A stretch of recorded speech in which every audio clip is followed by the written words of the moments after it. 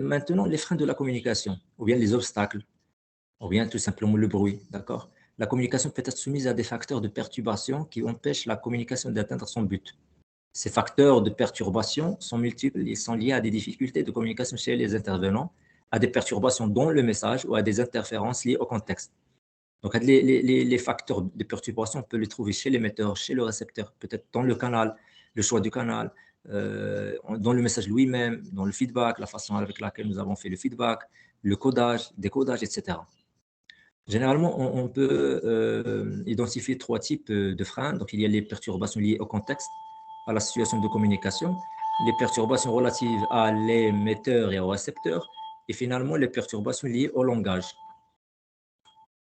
Premièrement, les perturbations liées à l'émetteur et au récepteur.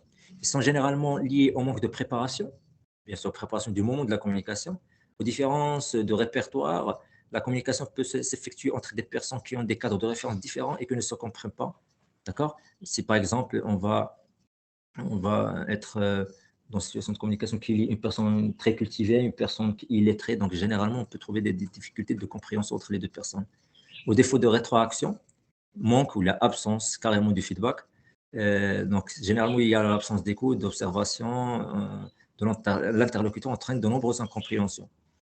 Il y a également les perturbations liées au langage. Elles peuvent résulter aussi bien des mots prononcés que de la manière de les prononcer, de l'attitude. Le langage verbal, peut-être on va utiliser un vocabulaire qui est abstrait, trop complexe. On peut imaginer au sein de l'entreprise un ingénieur, un agronome, qui va parler avec un ouvrier, il va utiliser les mots techniques. Certainement, l'autre, il va rien comprendre parce que il n'est pas préparé pour comprendre ce type de langage qui est un langage un petit peu, je dirais, soutenu. D'accord. Apparition parfois chez certains locuteurs d'éthique de langage qui perturbent la communication. Parfois, il y a une absence de congruence, une synchronisation entre le verbal, le gestuel, etc. Donc, l'intonation, le ton de la voix peuvent être totalement inadaptés au message ou à la situation, qui va créer chez l'autre interlocuteur un sentiment de confusion. Il va rien comprendre, c'est ça. Et finalement, il y a les perturbations liées au contexte, donc liées au temps. Peut-être on a mal choisi le temps de communication. Le délai n'est pas respecté, manque de ponctualité, durée de la communication inadaptée, etc.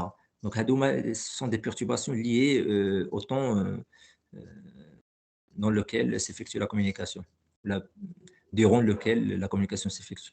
Les perturbations liées à l'espace. Parfois, on utilise mal ou bien on choisit mal l'espace adéquat pour communiquer. Il y a l'absence de confort, peut-être un aménagement maladroit, etc. Même les outils support, on peut avoir des problèmes là-dessus. Euh, Parfois, on utilise des supports de communication qui ne sont pas adaptés à la situation de communication.